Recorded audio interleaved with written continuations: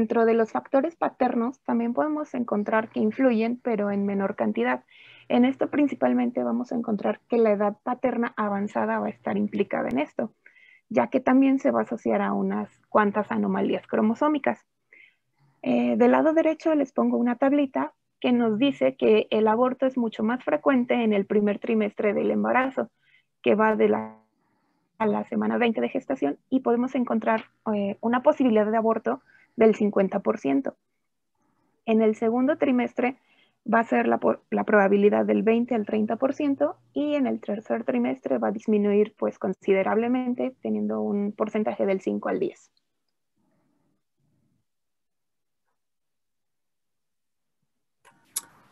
Y bueno, compañeros, pasando a la parte de la clasificación, pues ya nos dijo Brenda, hay que recordar que es antes de la semana 20 de gestación y con un peso menor a los 500 gramos, ¿no? Esto se los recalco porque pues lo vamos a ir viendo no solo ahorita, sino en varios temas siguientes. La que sigue, por favor. Y bueno, como se dan cuenta, hay muchos tipos de aborto. Cuando yo empecé a investigar esto, yo dije, pues nada más está el espontáneo y el inducido, ¿no? Pero pues ya leyendo te das cuenta de que hay pues muchísimos, varios tipos de aborto. Vamos a definir cada uno de ellos y les pongo en rojo el aborto espontáneo porque de todos pues va a ser el más común, es la complicación más frecuente del embarazo. Va a ocurrir en el 15% de los embarazos que sí se pueden llegar a ver clínicamente y en 50% de aquellos embarazos que son evidentes, que a lo mejor uno no ve que está embarazado o de que le está creciendo la pancita, pero si se hace sus pruebas diagnósticas bioquímicas, pues aparecen elevados los datos de embarazo, y 80% de estos embarazos, de estos abortos espontáneos, perdón, van a ocurrir antes de la semana 12 de gestación.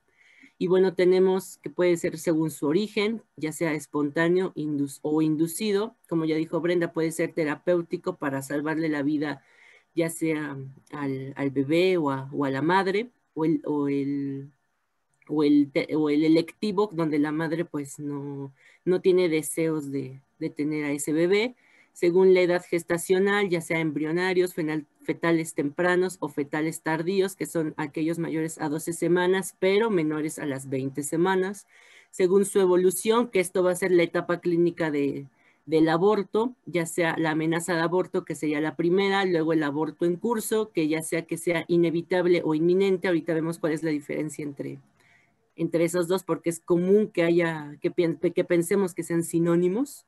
Aborto incompleto, el aborto completo, el aborto retenido, el aborto diferido también está, y según su morbilidad, que sería no complicado, que sería como un aborto que pues ya se expulsó el producto, o aquel donde pues quede incompleto, queden residuos y pues se convierte en un aborto séptico. Igual tenemos el habitual o el recurrente. La que sigue, por favor.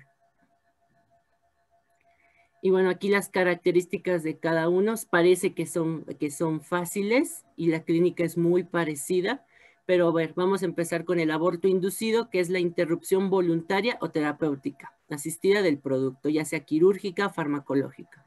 El aborto espontáneo, ya lo comentamos, expulsión del producto menor a las 20 semanas de gestación con peso menos de medio kilogramo.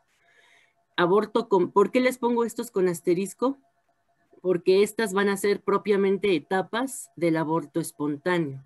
Entonces, por eso las pongo con asterisco, y como vamos a ver, pues van a ser las etapas clínicas propias de un aborto. El aborto completo se define como la expulsión, como lo dice, total del producto. En cuanto que el aborto incompleto sería la expulsión parcial del producto, o que por ahí queden algunos residuos que no se pudieron expulsar.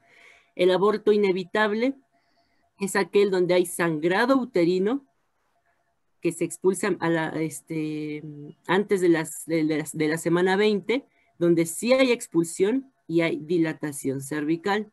Me faltó el aborto séptico, en el cual el producto muere dentro del útero, entonces por ende hay una infección intrauterina que pues se puede convertir en una septicemia y por ende en una infección sistémica al final. El aborto diferido es un embarazo que es inviable, que se retiene en el útero y aquí no hay dilatación cervical y no hay expulsión. La amenaza de aborto simplemente es el sangrado intrauterino, es cuando llega la paciente, está sangrando, está embarazada y lo primero que nosotros pensamos es, no, pues es aborto, pero si se calman estos síntomas, si se, ¿cómo decirlo? Pues si se tratan espontáneamente, si desaparecen, posiblemente fue una amenaza de aborto nada más. Normalmente está acompañada por los espasmos. No hay expulsión, obviamente, ni hay dilatación cervical, puesto que pues el aborto no va a ser, el producto no va a ser expulsado. Y la pérdida gestacional recurrente o el aborto espontáneo habitual, pues es eso, un aborto habitual recurrente en el cual pues la mujer se embaraza varias veces, ya está confirmado, eso sí es muy importante que ya es confirmado, sin embargo, pues presenta abortos, lo presenta dos, o las bibliografías discuten si son dos o tres, sin embargo, casi todas dicen que son tres o más abortos consecutivos, obviamente expulsados antes de la semana 20. ¿La que sigue, por favor? Santiago, nada más tantito. Nada más lo del aborto séptico, no forzosamente se muere el producto y le da la infección, sino que en aborto séptico puede ser cualquiera de las otras etapas, puede ser un aborto espontáneo que se infecte, o un aborto completo que se infecte, o un incompleto que se infecte, ¿sí? O un O sea que aborto. no forzosamente es que se va a morir el producto y que por eso te da la infección, no, sino que a lo mejor le quedaron restos y entonces no fue al médico esta paciente pronto y se infecta, o tiene algunos procesos infecciosos ya, cervicovaginitis, una infección urinaria, alguna otra patología que complica el aborto que haya tenido anteriormente, puede ser un aborto completo o un aborto inevitable, y se infecta por alguna situación, no porque se muera. Esa es nada más una anotación. Y lo del aborto diferido también se le llama huevo muerto retenido, que quiere decir que se muere el producto inútero y se queda muerto aproximadamente 8 semanas dentro de la cavidad uterina, y entonces se da cuenta la paciente que el útero no le crece, o va al hospital y le dicen, pues no, usted dice que tiene 18 semanas, sin embargo su matriz es más pequeña y no hay frecuencia cardíaca fetal. ¿Qué quiere decir esto? Que se murió 8 semanas, desde hace 8 semanas mínimo, inútero, y entonces por eso se llama huevo muerto y retenido y aborto diferido, y no hay crecimiento uterino. Ok, y lo de lo que tú dices es cierto, de la pérdida gestacional recurrente son 3 o más abortos consecutivos. Eso está bien. Ok, doctora. Gracias. La que sigue, por favor, Brenda. Y bueno, aquí les pongo ilustraciones, la amenaza de aborto, donde pues nada más va a haber un sangrado, el aborto inevitable, que es cuando ya viene, parece ser que ya viene el producto, puede haber rotura de membranas en estos, y aquí es cuando se empieza a diferenciar entre aborto inevitable y aborto inminente, ahorita lo vemos más a fondo, el aborto incompleto, que es aquel donde pues ya sí hay expulsión parcial del producto, y como bien decía la doctora, ¿no? El aborto incompleto también, como quedan residuos, puede llegar a transformarse en un aborto séptico. El aborto diferido, que es la muerte de las 8 semanas intrauterinamente, y el aborto completo, pues la expulsión total, ¿no? La que sigue, por favor. Sí, la característica del aborto inevitable es esa, que se rompen las membranas y hay salida de líquido amniótico, y ya como se salió el líquido amniótico se considera inevitable. Sí, Jaramillo. Gracias, doctora. Y bueno, lo busqué en el de Cherney, sin embargo no lo encontré, o a lo mejor no lo busqué bien, pero se los pongo, es bien en el Williams, es el aborto inducido o el provocado. Este es muy común que lo veamos, tiene una alta influencia legal, entonces pues esta clase no es para pues cosas legales, ni principios bioéticos, ni cosas así, le vamos a dar el enfoque de gineco. Y entonces, ¿cómo se define el aborto inducido provocado? Terminación médica o quirúrgica del embarazo antes de la viabilidad fetal. Sin embargo, también puede haber aborto en el segundo trimestre, incluso en el tercer trimestre. Tenemos el terapéutico, que es por indicaciones médicas, ya sea porque la madre o el producto están en riesgo, su salud está en riesgo, su vida está en riesgo, o el electivo, que es a petición de la mujer, ya sea por razones no médicas, personales, religiosas, sociales, las que sean, ¿no? Es un procedimiento, pues, actualmente, pues, muy frecuente y seguro, sobre todo en los países donde está permitido, sobre todo en los países del primer mundo, ¿no? La que sigue, por favor. A ver, entonces aquí nada más una acotación. Debemos decir que el terapéutico es cuando pones en riesgo la vida de la madre y por eso ya debes de terminar el embarazo. Y el electivo solamente se lleva a cabo en nuestro país en los hospitales del gobierno, en el cual existe la interrupción legal del embarazo. Se lleva a cabo actualmente hasta las 12 semanas en forma legal, aunque quieren meternos otro tipo de aborto que es la interrupción voluntaria del embarazo, que todavía puede llegar hasta las 21 semanas. Sin embargo, bueno, no se ha hecho actualmente, nada más es hasta las 12 semanas actualmente en nuestros hospitales. En todas las demás unidades, ya sea en el ISSSTE, ya sea en el IMSS, ya sea en Salubridad, el llegar a pedir un aborto, una interrupción legal del embarazo no existe, solamente existe en el gobierno del Distrito Federal. De acuerdo. Muy bien, Jaramillo. ¿Qué más? La que sigue, por favor. Y bueno, aquí les pongo los métodos para el aborto provocado. Se los pongo de manera muy general porque pues vienen detalladas las técnicas, pero eso pues ahorita creo que no nos toca. Y tenemos las quirúrgicas, que vendría siendo dilatación cervical, ya sea con dilatadores higroscópicos, ahorita les muestro cuáles son, y se le agrega maduración cervical, en este caso el famoso misoprostol, después de que ya se dilató y todo el orificio cervical. Va a haber un aspirado al vacío o también llamada dilatación por succión, pues ¿qué es eso? Se le mete una sonda, obviamente con anestesia y analgesia, en la cual, pues, como lo dice, se va a aspirar el producto implantado. Y si no, también está lo que, bueno, antes se usaba más, ahorita ya no, lo que era la dilatación y curetaje cortante, como lo dice, es pues raspar el producto, pero pues había daños a la pared uterina, entonces, y había más riesgo de hemorragias, de sangrado y muertes maternas, entonces se opta más por la dilatación por succión.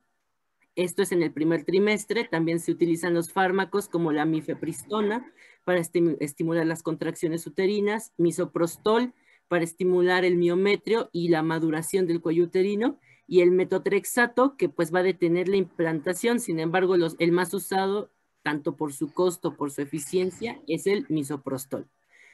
Y en el segundo trimestre, donde ya es pues un poquito más grande el producto, ya no se puede succionar, ya no es tan viable eso, entonces se hace una dilatación nuevamente y una evacuación. Esta evacuación pues va a depender del tamaño del feto. Vamos a poder elegir otra vez entre el misoprostol y los dilatadores higroscópicos para pues poder dilatar ese orificio.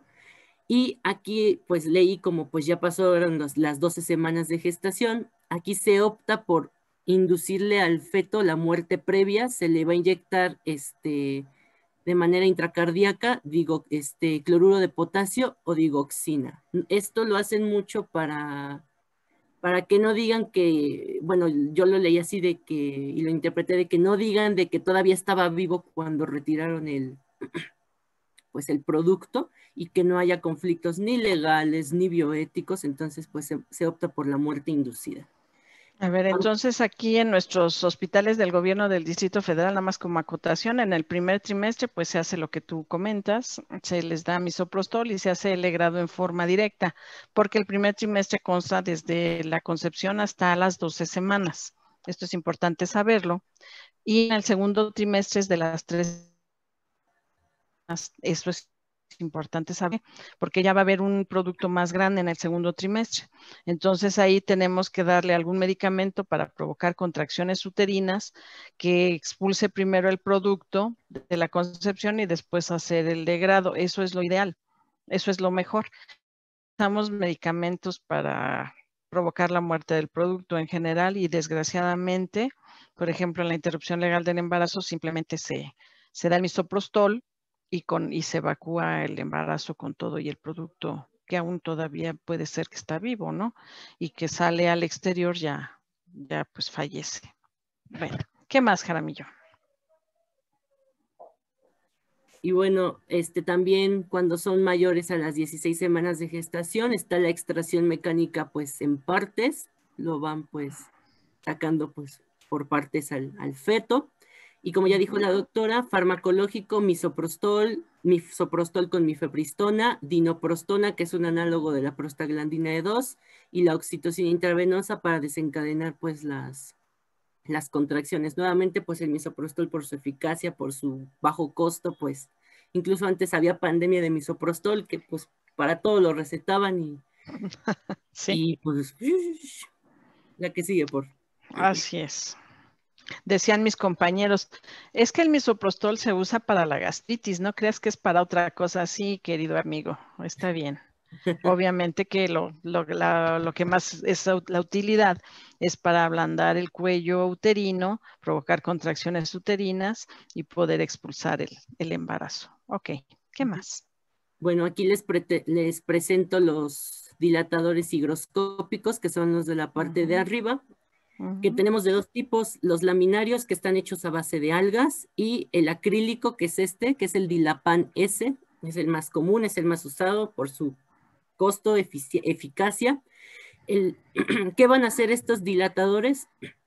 Pues dilatar, obviamente, pero ¿cómo? Se van a introducir y estos van a absorber líquido, agua, de tejidos adyacentes. Es por eso que pues se van a ir, pues, ¿han visto los dinosaurios esos de esponja que meten al agua y van creciendo? Pues es básicamente casi el mismo principio, donde pues conforme van adquiriendo más agua, pues van incrementando, van a dilatar el orificio, y una vez ya que pasó todo eso, pues le podemos inducir, dar misoprostol para la maduración, 400 miligramos, ya sea sublinguales, vía oral o en el fornix vaginal posterior. Todo esto de 3 a 4 horas previas antes de la cirugía. Abajo les pongo del lado izquierdo lo que sería por succión, y del lado derecho lo que sería el raspado, el legrado, el curetaje por raspado. La que sigue, por. Nuevamente lo que sería la dilatación. Antes se usaba también mucho la dilatación mecánica, pero pues son mejores los dilatadores higroscópicos, ya que pues la paciente va a poder caminar, obviamente quizás con algunas molestias, pero va a poder caminar, va a poder andar, en lo que pues dilata ese dilatador higroscópico, ¿no? Y el curetaje pues nuevamente, ¿no? El raspado. La que sigue, por favor. Aquí les pongo pues los fármacos que se utilizan, las dosis, los esquemas, ya sea para el primer trimestre o el segundo trimestre, para el aborto inducido. La que sigue, por favor. Y bueno, también tenemos dentro de este aborto inducido lo que sería el aborto riesgoso o peligroso, el famoso aborto clandestino, que es, según la OMS, lo define como que lo practica una persona que no tiene la capacitación necesaria. No lo hace normalmente un profesional de la salud, lo hace la vecina, el chamán, yo no sé, cualquier persona, y se hace aparte en un entorno que no cumple con las normas médicas mínimas, o cuando ambas situaciones están combinadas. Ya les dije, es el aborto clandestino. Pero ¿por qué pasa esto? Porque pues en nuestro país, pues en algunos estados es ilegal el aborto, ya sea porque también cuesta mucho el acceso a estos procesos. No hay quizás sistema de salud, o está muy marginal en esa zona. Hay objeción familiar o médica, religiosa, hay estigmatización, hay poca educación en cuanto a esto, factores económicos de la persona, pero en general es el contexto social de la persona, ¿no? Y bueno, se ha visto que si el aborto es legal, como en países pues primermundistas, las muertes por los abortos realizados pues son 30 de 100,000 abortos. 30 mujeres podrían morir si se les practica un aborto. Sin embargo, si se practican este tipo de abortos, pues suben casi hasta los 550, 600 muertes maternas por cada 100,000 abortos. Siguen siendo bastantes. Obviamente hay secuelas y complicaciones graves, un aborto séptico, un aborto incompleto. Y bueno, les pongo aquí esto porque luego muchos decían, o cuando yo iba en la primaria, secundaria, decían, pues decían que con un gancho, ya como de órale, va, pues. Entonces, pues, hay todos Parece, ¿no? Ajá. Hay todos, bueno, la gente es tan ocurrente que pues con cualquier cosa puede hacerlo, ¿no? Entonces, mucho cuidado con eso, ¿no? La que sigue, por favor. Y bueno, aquí les pongo en verde los países donde el aborto lo pueden realizar sin ninguna restricción, o sea, puede ser inductivo, terapéutico, lo que ustedes gusten. México, ya mencionó la doctora, únicamente para salvar la vida de la mujer.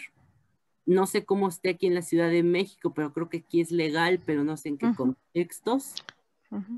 Y bueno, es lo que te comentaba, doctor Jaramillo, que se puede hacer la interrupción legal del embarazo en los hospitales del gobierno del Distrito Federal, toda la red, hasta las 12 semanas.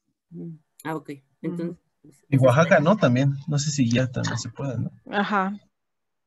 En Oaxaca. Sí, hay algunos estados que ya lo legalizaron, así es.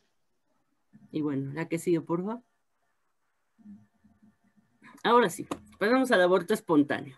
Es, como ya dijo Brenda, causado por factores tanto fetales como maternos, principalmente fetales, serían cariotipos anormales en el 50%, trisomías, poliploidías, monosomía X, el síndrome de Turner. Tenemos, pero son pues los mínimos en cuanto a al feto, ¿no? En sí, quien tiene más responsabilidad en cuanto al aborto sería pues lo que le pase a la madre, ¿no? Infecciones del perfil TORCH, toxoplasma, rubiola, citomegalovirus, infecciones por clamidia trachomatis, por listeria monocitógenes, comorbilidades, diabetes, obesidad, enfermedad tiroidea, lupus eritematoso, hipertensión, nefropatía, la edad paterna avanzada. Y algo que es muy importante, la nutrición, que la nutrición de la mamá sea, ¿cómo se dice? Sea rica principalmente en vitamina B9, sea de calidad la nutrición. Que consuma mucho ácido fólico, porque pues si no hay mucha vitamina B9, es muy común las malformaciones del sistema nervioso central. Por ende, estas malformaciones nos podrán dar pues abortos, ¿no? La que sigue, por favor. Ya les mencionó Brenda igual, anomalías uterinas, útero bicorne, el útero septado o tabicado, pues donde va a ser muy difícil la implantación, o de plano pues no va a haber un crecimiento, ¿no? O incluso la aplasia uterina. La que sigue, por favor.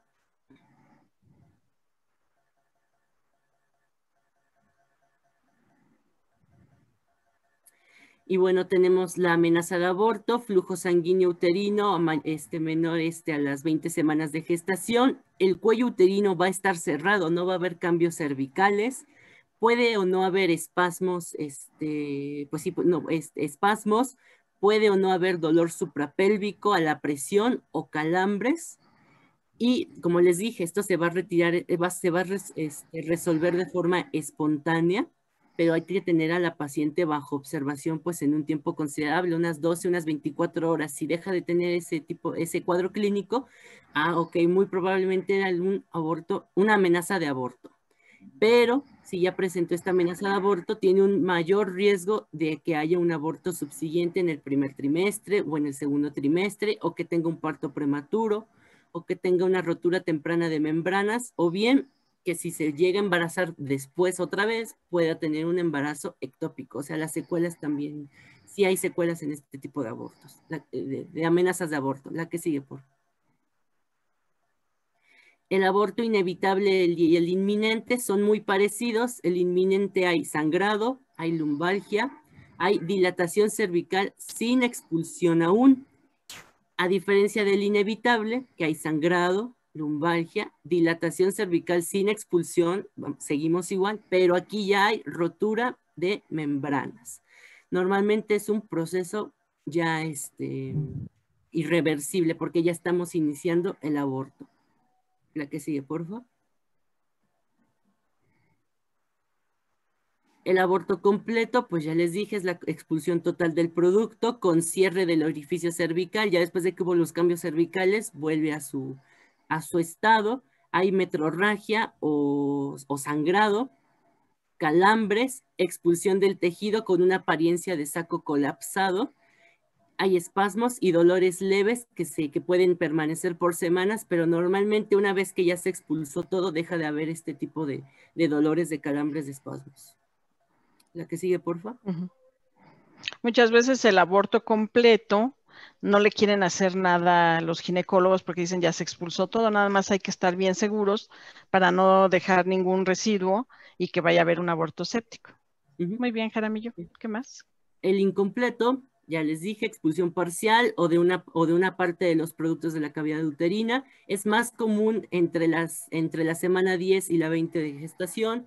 Hay metrorragia, hay dolor intenso y aquí hay contracciones que van a terminar o van a parar hasta que todo sea expulsado. Si no es expulsado, pues puede haber la amenaza de un aborto séptico o de infección por ahí. Y los remanentes, como obviamente hay que mantenerla en observación, como ya comentó la doctora, hay que estarla vigilando, hay algún estudio de imagen por ahí para ver que no haya quedado nada. Si llegó a quedar algo, podemos retirarlo con pinzas de anillo, si es que están al alcance, si no, con misoprostol para inducir contracciones, o bien con el curetaje otra vez. La que sigue, por favor.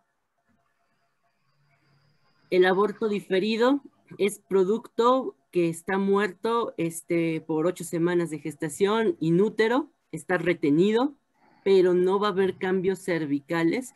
Muchas veces es asintomático y también, como mencionó la doctora hace rato, ya pasó el tiempo, sabes que está embarazada, pero no ves avances, no ves crecimiento ni visible, ni en imagen. Entonces, pues el bebé no va a crecer. Entonces, el tamaño uterino no va a corresponder con la edad fetal. Entonces, pues, el útero se va a quedar pequeño. Ya les dije, va a haber retención de la gestación, no va a haber cambios cervicales. Y si no se hace un buen diagnóstico ni un buen tratamiento, también puede llegar a un aborto séptico. La que sigue, por favor. Así es.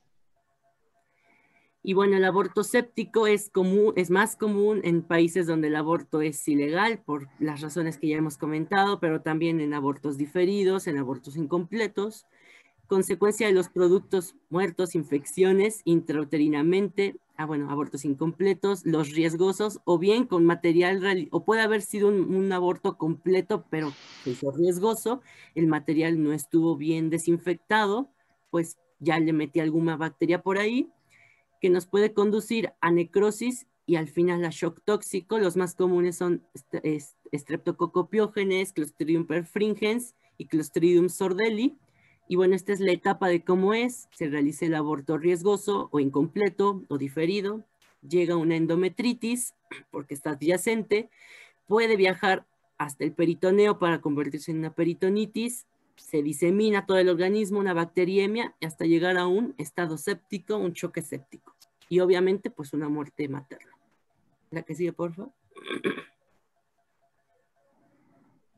Y bueno, el aborto recurrente o espontáneo, ya dijimos, 3 o más abortos consecutivos confirmados. Esto es muy importante que estén confirmados ya sea por laboratorio o por estudios de imagen.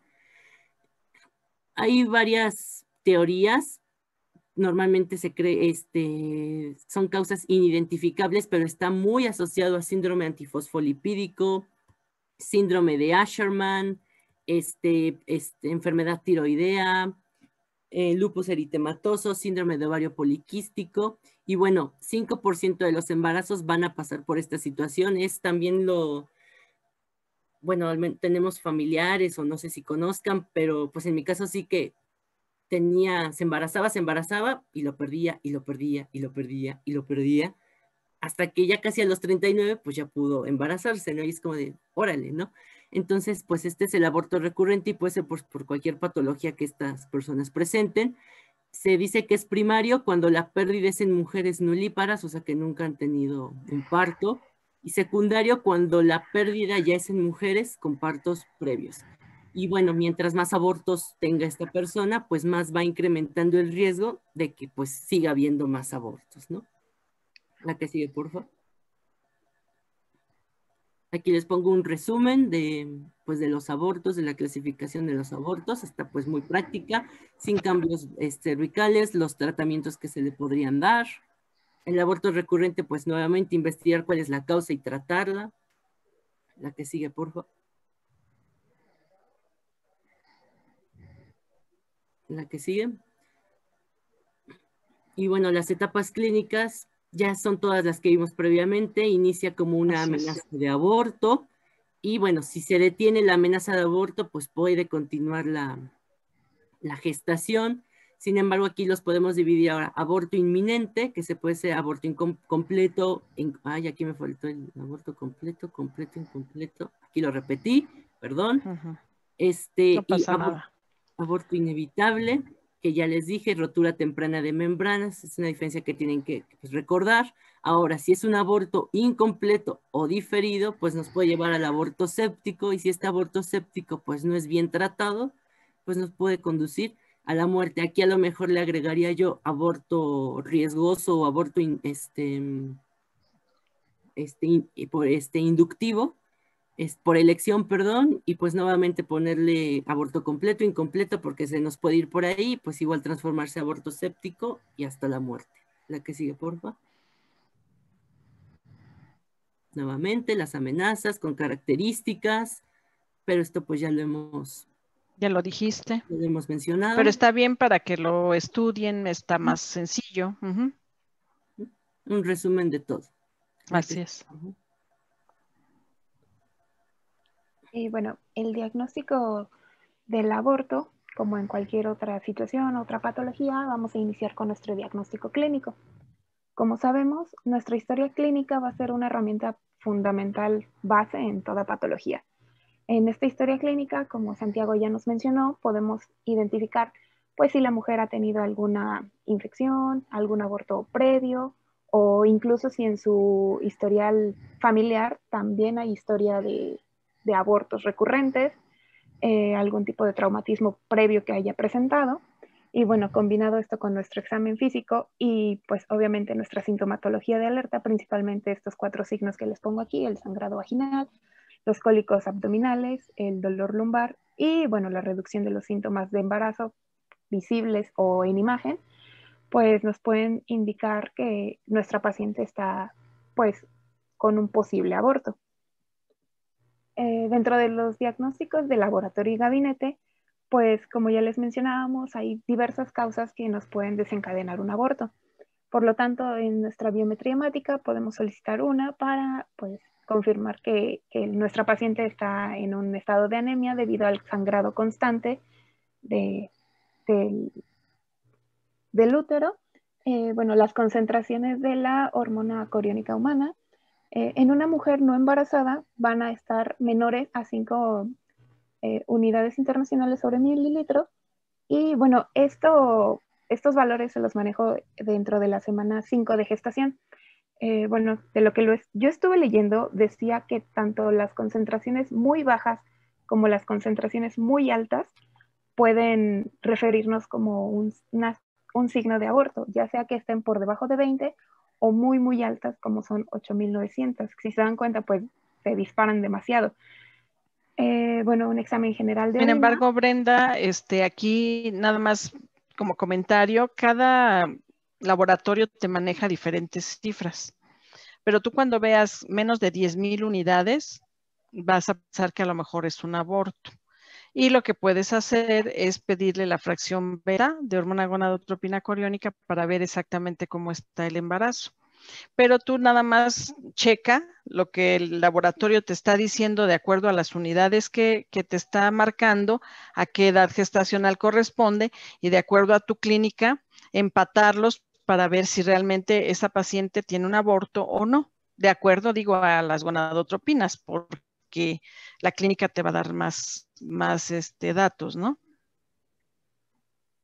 Ok, doctora, gracias. A ti. Bueno, otro estudio más es el examen general de orina. Como les mencionábamos, los abortos también tienden a estar relacionados con diversas infecciones. Y bueno, vamos a encontrar alta relación con las enfermedades de vías urinarias principalmente.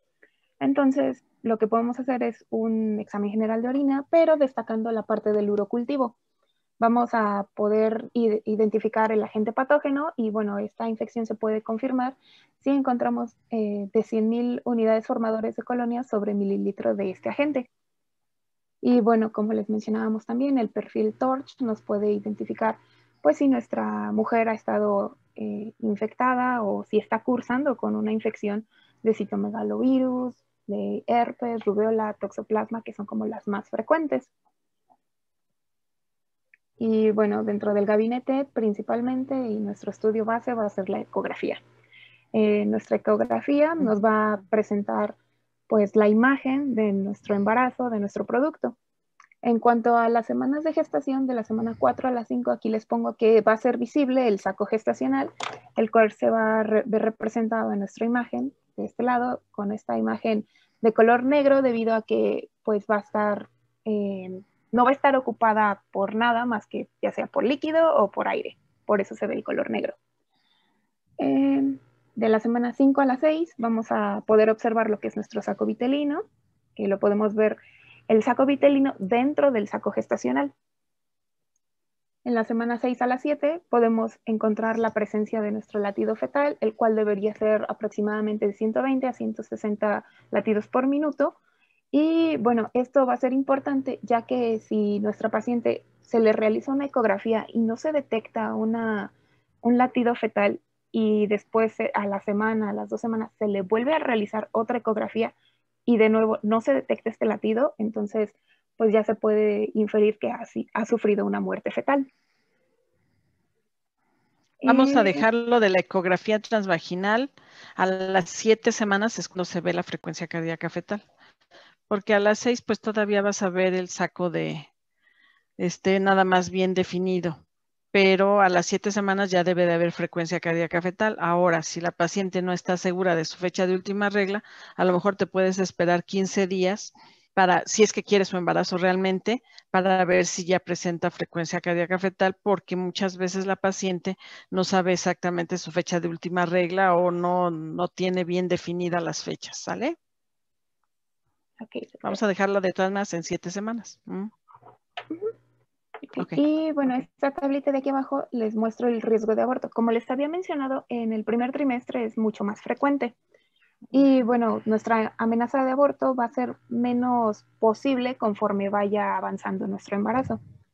Vamos a tener que, principalmente se puede presentar en menos de las 6 semanas de gestación, en un 15 al 30%, de la semana 7 a la 9, en un 5 al 10%, y bueno, ya en la semana 9 o después de la semana 9 es muy poco probable que esto suceda, pues disminuyendo el porcentaje a menos del 5%. Y bueno, dentro de las ecografías de las etapas clínicas del aborto, aquí les muestro una de la amenaza de aborto. Vamos a encontrar que nuestro saco gestacional se va a encontrar de manera normal, nuestro embrión va a estar viable, va a estar presente en la ecografía, el saco vitelino se puede encontrar de manera grande o de forma irregular, y bueno, el polo fetal puede presentarse de manera muy, muy grande. Y bueno, aquí lo que hay que destacar es que la frecuencia fetal está por debajo de los 85 latidos por minuto. Además de que hay un signo muy, muy característico en lo que es la amenaza de aborto debido pues al sangrado, que son los hematomas retrocoriales, que bueno, es esta parte que se muestra en color como grisáceo, debido a que pues es la acumulación de la sangre en esta zona, que es entre la parte del corión y del miometrio.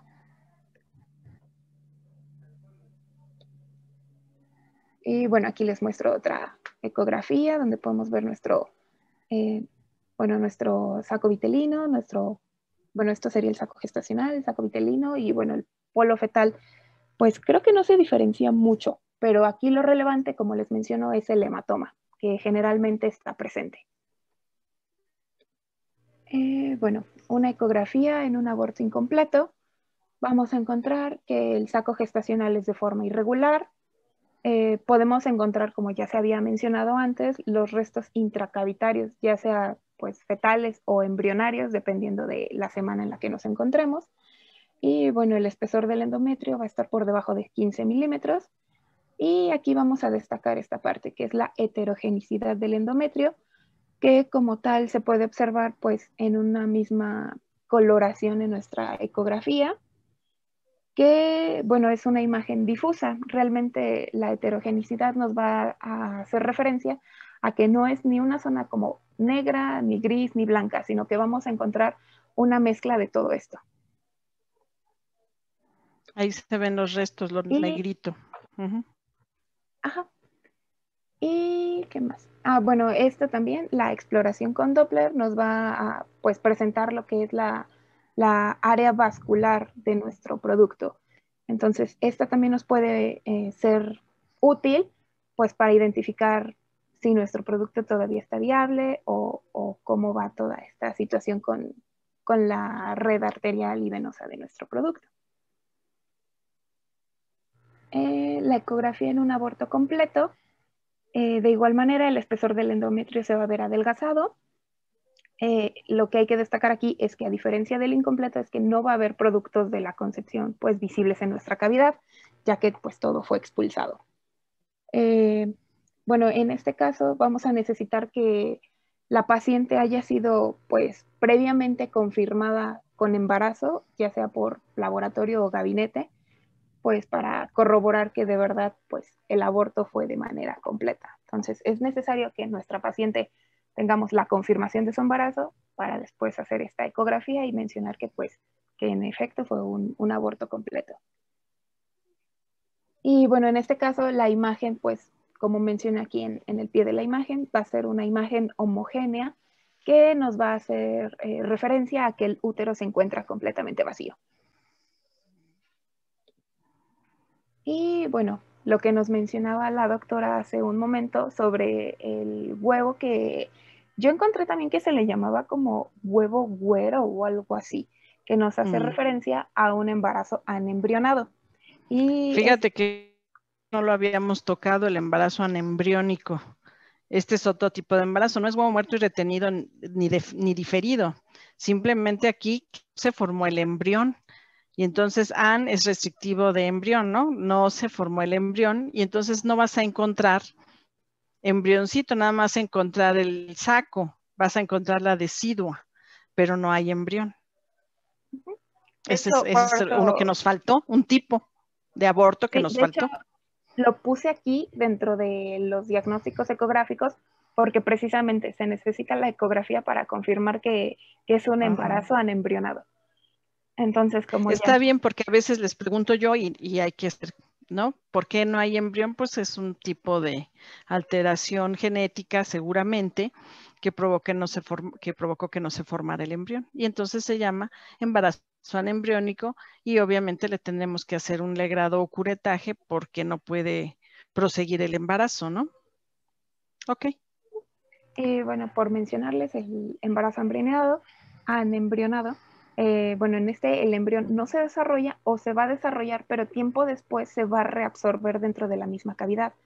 Y lo único que como podemos ¿Puede observar, o no? Y bueno, lo único que se puede conservar. ¿Puede o no? A lo mejor no se reabsorbe, ¿no?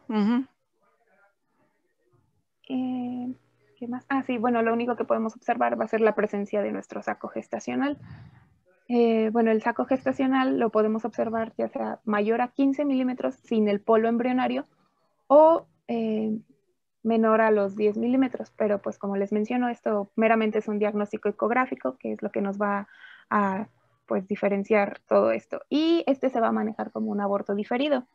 En las ecografías pues vamos a observar nuestro saco gestacional, pero pues como les muestro en esta imagen, vamos a tener pues el polo embrionario y sin embargo en este caso pues no va a existir. Oiga, doctora, una pregunta. Déjame te busco. ¿Ve que dijo de que puede absorberse o no? Estas. Entonces, si no se sí, absorbe, pero no, en se general no como... se reabsorbe. No, en general no se reabsorbe y en general no es un huevo muerto y retenido ni diferido. Simplemente es un embarazo que no prosigue porque no hay embrión. No se puede considerar un huevo muerto y retenido porque no hay. Para hacer un huevo quiere decir que sí, que hubo unión de el espermatozoide con el óvulo y se formó un embrioncito. Entonces no puede ser un huevo muerto y retenido porque no hay huevo, no hay embrión. Entonces, es un tipo de aborto que nos faltó considerar, que es el embarazo anembriónico, en el cual no se forma el embrión y el saco está vacío. Su característica es esa, que el saco está... ¿Y el ¿Sí, Cosme? saco se saca ¿El o saco qué, qué perdón? pasa con eso? Ajá, ve que No, el es saco no se anembrionado, reabsorbe. El saco lo pero tienes que bueno, hacer un legrado. acá. Ajá, lo tienes que Ah, ok. legrar o lo tienes que aspirar, que ese embarazo no va a proseguir, ¿no? Ah, va, Puede va. ser que la paciente Muchas gracias, llegue doctor. por lo mismo que el huevo muerto y retenido, de que no se oye frecuencia cardíaca fetal, o que llegue porque no ha crecido su matriz, o que llegue con sangrado, y al hacerle el estudio ecográfico te das cuenta que no hay embrión. Y entonces dice, ah, tiene un embarazo anembriónico. ¿Y qué Ok, hay que hacer? doctora. Una Gracias. aspiración o un legrado. Ujú. Ok, Sí, sí, gracias. no, de nada.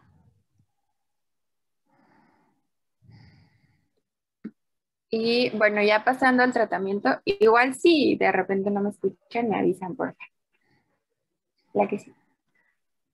Pues para iniciar con el tratamiento, obviamente necesitamos ya tener un diagnóstico, no vayamos a dar un tratamiento que no tiene el aborto.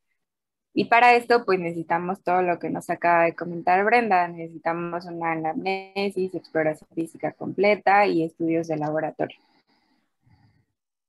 Bueno, eso ya se los comentó Brenda, ¿no? Entonces, la que sigue, por favor. Si tenemos un diagnóstico de un aborto incompleto, entonces podemos tener un tratamiento quirúrgico, médico o expectante. Hablando únicamente del médico o expectante, pues este va a tener tasas menores de infección, a pesar de que pues obviamente va a tener una mayor incidencia de tejidos retenidos de la concepción. El expectante es cuando solo dejas que salga todo, que igual no es muy recomendable.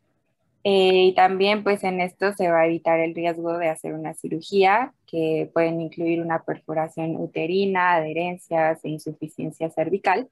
Y las ventajas de llevar a cabo un DIC, que es una dilatación y legrado, pues van a incluir conveniencias de tiempo y van a tener bajas tasas de productos retenidos de la concepción. Anteriormente sí se utilizaba muchísimo más el quirúrgico, pero actualmente pues va a ser el médico más que nada. En un aborto incompleto, Magali, en un aborto incompleto se puede hacer una aspiración mecánico-endouterina, o sea, una MEU, o se puede hacer un legrado.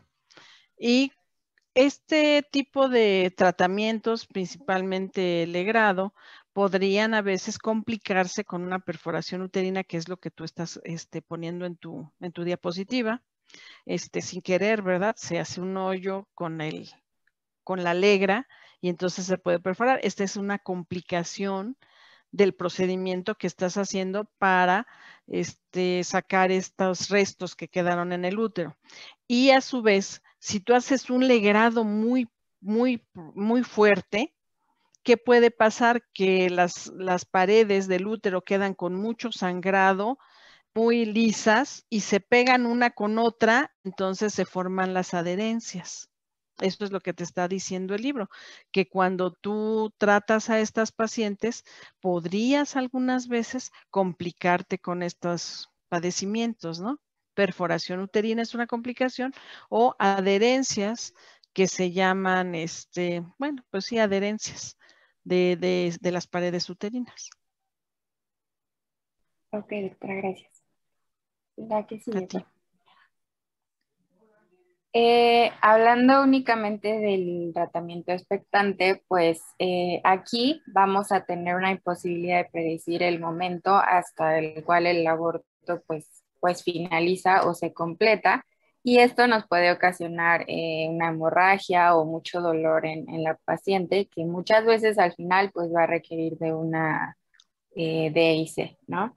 Entonces, este manejo expectante, pues obviamente va a tener las tasas máximas de retención de tejidos del embarazo, lo que nuevamente al final nos va a llevar a tratamiento con misoprostol o DIC. Entonces, por tanto, Magali, ¿tú cómo ves? ¿Que sea bueno el tratamiento expectante o no? Pues no, yo diría que no. Yo diría que se opta mejor por el DIC y el misoprostol. Por supuesto. Siempre que tengamos un aborto, a menos que de veras estemos bien seguros que ya salió todo, que es un aborto completo, pues no le vamos a hacer nada y ya, la vamos a dar de alta a su casa con tratamiento de antibiótico y medidas de acudir a urgencias. Pero si no, el expectante nunca lo vamos a llevar a cabo, ¿no? Expectante quiere decir no hago nada, ¿no? Hay que se vaya como sea. Entonces, lo ideal es que el expectante no, mejor hagamos un tratamiento, el que haga que el tenga un mejor pronóstico. Ok, ¿qué más? La que sigue, por favor.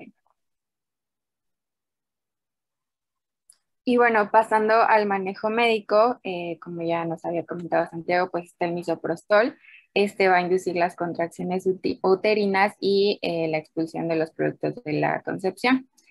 Y bueno, obviamente aquí el riesgo de retención pues va a ser muchísimo menor que en un tratamiento expectante, pero sin embargo se requiere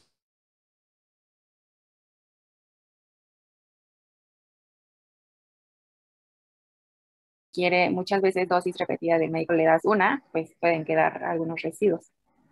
Y tiene que ser para un aborto trimestre, porque si tú le das nada más misoprostol del segundo trimestre, pues no va a sacar el producto. Entonces, el misoprostol solamente se utiliza para productos menores de 12 semanas. Y ya, ¿no? O sea, solito. Si es del segundo trimestre, pues le vas a dar misoprostol y después vas a hacerle el legrado. Ok, ¿qué más? La que sigue, por favor. Y si tenemos el diagnóstico ya de un aborto completo, pues tenemos que observar a la paciente en busca de alguna hemorragia o cualquier señal de alerta que nos pueda dar. Y muchas pacientes llegan a tener un sangrado, pero es mínimo. Entonces, bueno, se dice que ahí ya no se requiere tratamiento adicional, pero sí hay que estarla monitoreando constantemente. Y tenemos que hacer una confirmación de que el embarazo realmente fue un embarazo intrauterino. Y para esto, pues se debe examinar, pues ahora sí que todo lo que salió y enviarlos a un examen patológico. En caso de que no se haya observado un embarazo intrauterino en la ecografía o no haya una muestra para patología, pues vamos a tener que hacer un seguimiento serial de las concentraciones de la hormona gonadotropina colinética humana para confirmar el aborto. La que sigue, por favor. Y bueno, aquí les puse una tablita en donde está el seguimiento serial de estas concentraciones. Y bueno, si estas concentraciones es igual lo que nos decía Brenda, disminuyen más lentamente de lo que se espera, pues se debe considerar una posibilidad de un embarazo ectópico o una retención de productos aún en la paciente. Entonces, si principalmente teníamos una HCG de 50, se espera que en el día 2 baje aproximadamente un 68%, mínimo un 12%, y en el día 7 se espera que ya haya reducido esta HCG hasta un 88%.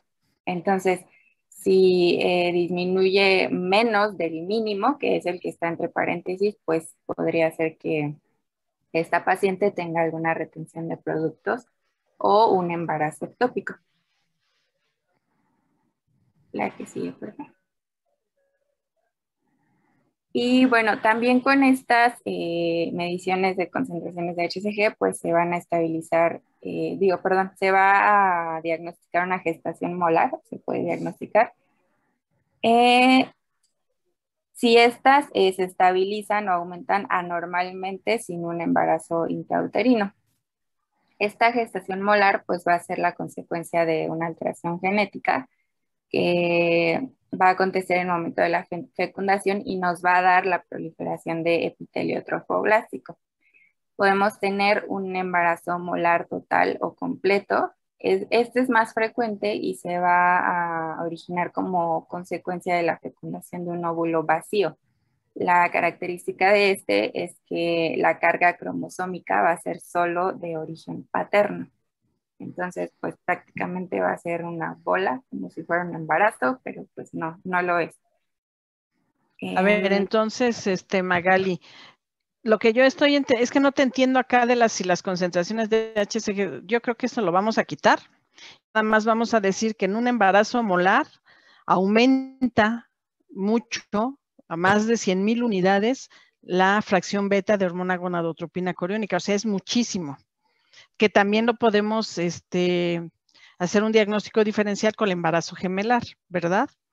Pero en un embarazo molar aumenta mucho la fracción beta de la hormona gonadotropina coriónica y lo que se presenta única y exclusivamente son tejido trofoblástico. ¿Qué quiere decir? Que hay una mayor cantidad de este tipo de placenta y que en pocas veces puede haber o no un embrioncito a lo mejor, ¿no? Que se llama mola embrionada, pero en general pues es puro tejido trofoblástico y el útero crece más de lo que debe ser. O sea, si ella dice que tiene, no sé, 12 semanas de gestación, a lo mejor el fondo uterino va a parecer de 20 semanas. ¿Por qué?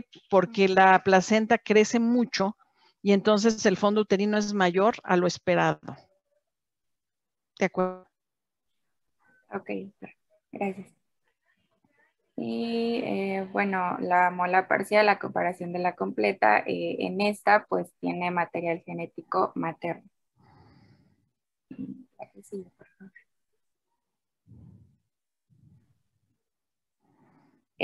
Siempre que se diagnostique un embarazo molar, pues debe llevarse a cabo una evacuación quirúrgica con DIC por aspiración.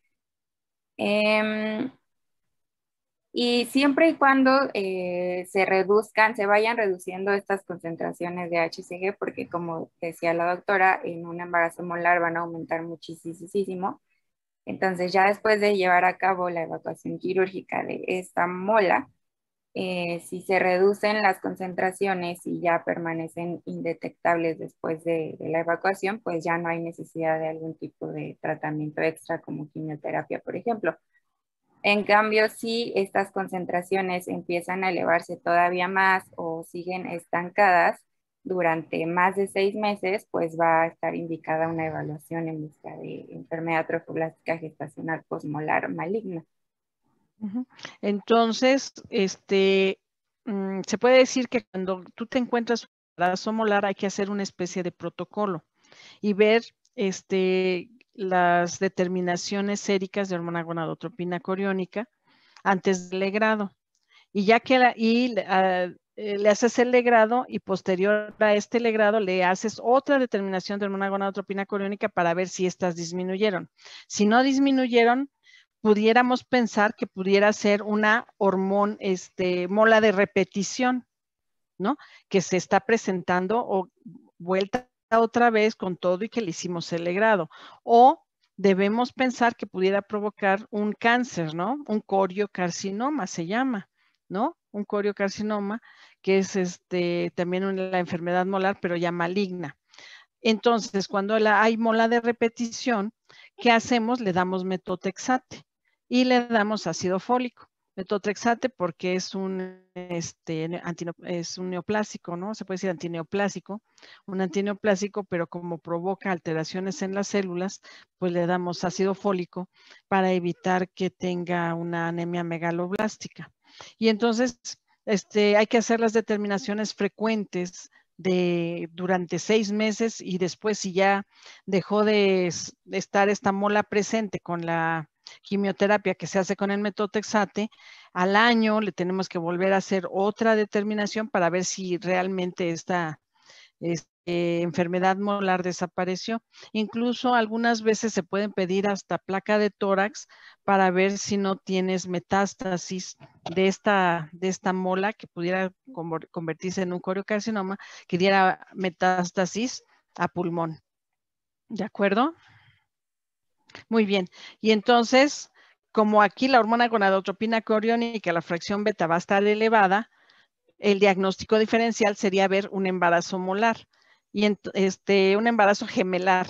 Y entonces, ¿cómo podemos hacer esto para ver si es un embarazo bueno o es un embarazo molar? Pues le hacemos un ultrasonido.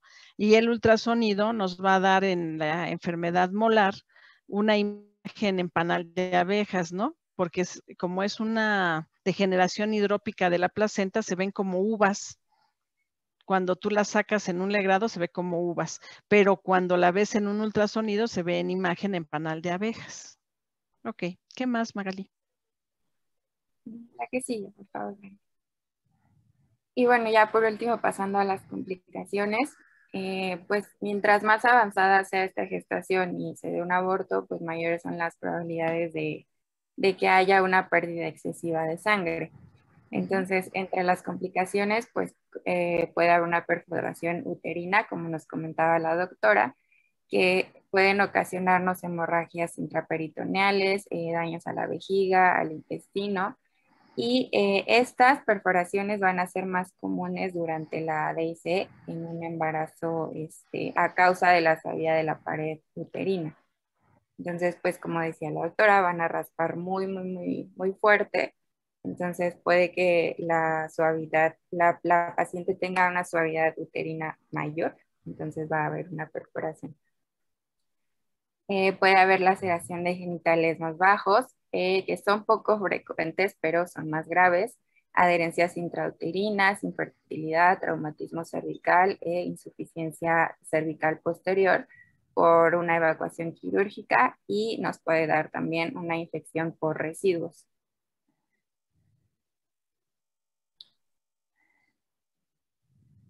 Para el tratamiento de las complicaciones, pues en caso de tener una perforación o lesiones al intestino, vejiga o una hemorragia interna, pues se va a indicar una laparoscopía pues para entrar a ver cuál es el grado de perforación y buscar si hay alguna otra lesión que no ha sido detectada en algún otro órgano adyacente. La que sigue, por favor.